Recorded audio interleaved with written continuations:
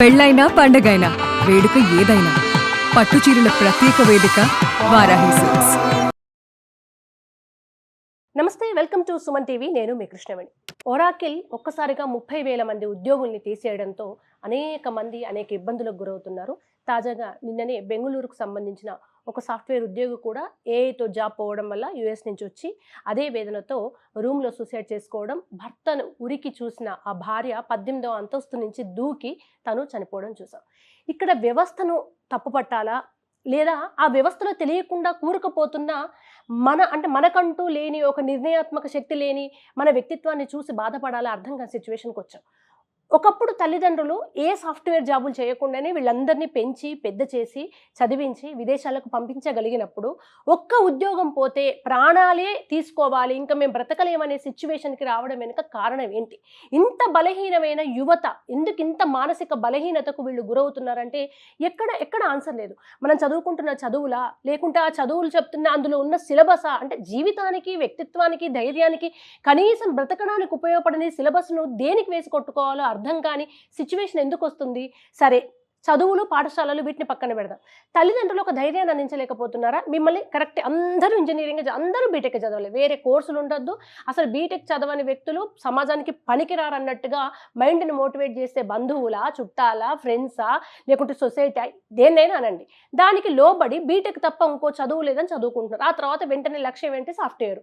చాలా మందికి అయితే బీటెక్ చేయాలి, ఆ తర్వాత యూఎస్కి వెళ్ళి సెటిల్ అవ్వాలి. యూఎస్కి వెళ్ళిన వాళ్ళు అసలు మనుషులే కాదు. ఇటువంటి సిచ్యువేషన్, సరే ఓకే, సమాజంతో పాటు వెళ్ళాలి, సాఫ్ట్వేర్ జాబులు చదవాలి, సిచ్యువేషన్ అదే ఉంది, అందులో లైఫ్ ఉంది, డబ్బు ఉందని చేసినప్పుడు ఒక్క మాట పిల్లలకి చిన్నప్పటి నుంచి చెప్తూ పెంచండి. మిమ్మల్ని చదివిపిస్తున్నాము, మీరు యూఎస్కి వెళ్ళాలి, లేదా సాఫ్ట్వేర్ జాబులు చేయండి. కానీ ఏదైనా ఒక రోజు మీ జాబు లేకుంటే, మీ చుట్టూ సమస్యలు చుట్టుముడితే ధైర్యాన్ని మాత్రం విడిచిపెట్టకండి.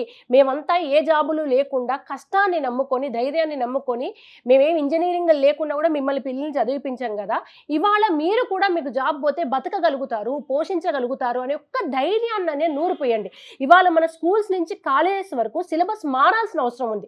ఎప్పటి నుంచో చాలా మంది మేధావులు అంటున్న మాట ఏంటంటే, జీవితానికి ఉపయోగపడని, జీతానికి తప్ప జీవితానికి ఉపయోగపడని చదువుల్లో కనీసం నైతిక విలువలు, ధైర్యము, లాకు సంబంధించిన బేసిక్ రూల్స్, వీటన్నింటినీ సిలబస్లో చేర్చండి. ఒక 100 మార్క్స్లో ఈ 4 సిలబస్లు పెట్టి 25 మార్క్స్ కన్నా ఇవ్వండి అనేది ఎంతో మంది మేధావులు చెప్తున్నారు. కానీ ఈ ఐఐటి, ఎంసెట్, జేఈఈ, మెయిన్స్, ఈ పరుగుల్లో, ఈ ర్యాంకుల్లో ఇవి ఎవరికి కావాలని వదిలేస్తే ఇవాళ ముక్కుపచ్చలారని యువత, వాళ్ళు నిండా పెళ్లి చేసుకుని పిల్లల్ని కలలేదు, ఏ జీవితము చూడలేదు, ఉద్యోగం స్ట్రెస్, చదివేదాకా చదువుకోవాలి, ఆ తర్వాత వాళ్ళకి ఐఐటి ర్యాంకులు రావాలి, రాకుంటే అదొక స్ట్రెస్.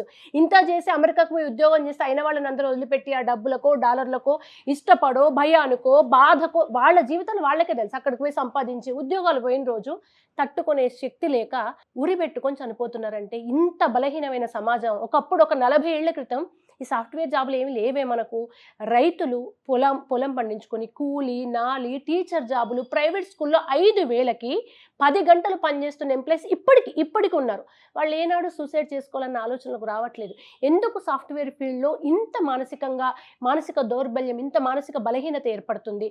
మన సమాజాన్ని ఒక కోణంలో చూడాల్సిన అవసరం ఉందా? ఇప్పటికి కూడా కనీసం ఇప్పటికైనా ఏం జరుగుతుంది, చదువుతో పాటు మనం ఏం నేర్పించాలి, ముందు బ్రతికుండాలి. చివరికి ఊర్లో కూడా ఏ చదువు లేని వాళ్ళు బతుకుంటే బలిసాకు తిని బతకొచ్చు అని అంటారు. అంత తెలివి కూడా బీటెక్లు చదివి యూఎస్కి పోయి ఉద్యోగాలు చేస్తున్న వాళ్ళకు ఉండట్లేదా? ఎందుకు? జీతానికి మించి ఈఎంఐలు పెట్టుకోవడం వలన, ఉద్యోగంలో జాయిన్ కాగానే ఐటీ కట్ కావద్దనో మరో కారణమో, ఒక కారు, ఒక గేటెడ్ కమ్యూనిటీలో ఇల్లు, ఉద్యోగం వంగని వీటన్నింటిని కట్టడం ఎట్లా అని తెలియకనే వీళ్ళందరికీ ఒక ఆర్థిక క్రమశిక్షణ అవసరము. చదువుకునే టైంలోనే దయచేసి, ఇది చాలా సీరియస్ ఇష్యూ. ఎందుకంటే ఏ వచ్చింది, జాబులు ఉండవు, బహుశా ఎప్పుడు ఇది ఇట్లాగే ఉండకపోవచ్చు, మరికొన్ని నెలల తర్వాత దానికి తగ్గట్టే అప్డేట్ రావచ్చు. అది వచ్చిన రోజు మళ్ళీ జాబ్స్ రావచ్చు. ధైర్యాన్ని ఇవ్వండి. బీటెక్లో అన్ని సిలబస్లతో పాటు ఉద్యోగం ఉన్నా లేకున్నా మీరు బ్రతకండి. జీవితం ఏదో ఒక దారి చూపిస్తుంది. అన్నింటికన్నా జీవితం గొప్పదని నేర్పించాలేమో బహుశా. ఇప్పుడు ఆ సిలబస్ కూడా యాడ్ చేయాలి కంపల్సరీ. ఆ తర్వాత ఉద్యోగాలు రాగానే ఉద్యోగం 10 రూపాయలు ఉంటే 12 రూపాయలు ఈఎంఐ పెట్టకండి, 5 రూపాయలు దాచిపెట్టుకొని 5 రూపాయల్లో బ్రతకండి. రేపన్న రోజు ఉద్యోగం పోతే ఈ డబ్బుతో మనం సస్టైన్ అవ్వచ్చనే ఆర్థిక క్రమశిక్షణను, ఎకనామిక్స్ నేర్పించండి. బేసిక్ ఎకనామిక్స్ అనేది అందరికీ నేర్పించండి, పొదుపు నేర్పించండి. ఇప్పుడున్న పరిస్థితుల్లో ఉద్యోగాలు నమ్మకం లేదు, యుద్ధాలు జరుగుతున్నాయి, విపరీతమైన రేట్లు పెరుగుతున్నాయి. ఇంత గందరగోళమైన సిచ్యువేషన్లో ఈ జనరేషన్ ఉంది. నిజంగా వాళ్ళని చూస్తే జాలి పడాలా, బాధపడాలా అర్థం కాదు. చాలా క్రిటికల్ సిచ్యువేషన్లో జెన్జీ జనరేషన్ పెరుగుతుంది.